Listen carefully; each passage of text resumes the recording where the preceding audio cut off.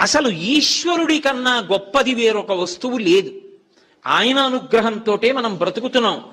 అసలు ఆయనకి మనం ఇవ్వగలిగినది అన్నది ఇంకొకటి లేదు. నేను ఇందాక మీతో శ్లోకం మనవి చేశా. అందులో గృహస్థే స్వర్భూజామరసురభి చింతామణి గణే శిరస్థే శీతాంశౌ చంద్రరేఖ ఉందని చెప్పి దానికి కొనసాగింపుగా ఈ విషయాలన్నీ చెప్పా. ఇంకొకటి ఏముంది ఆ శ్లోకంలో?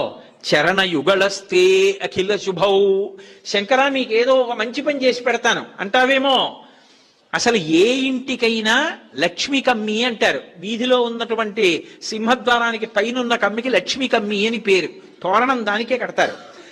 లక్ష్మీ కమ్మికి తోరణం కట్టారు అంటే ఇంట్లో శుభకార్యం జరుగుతోందని గుర్తు.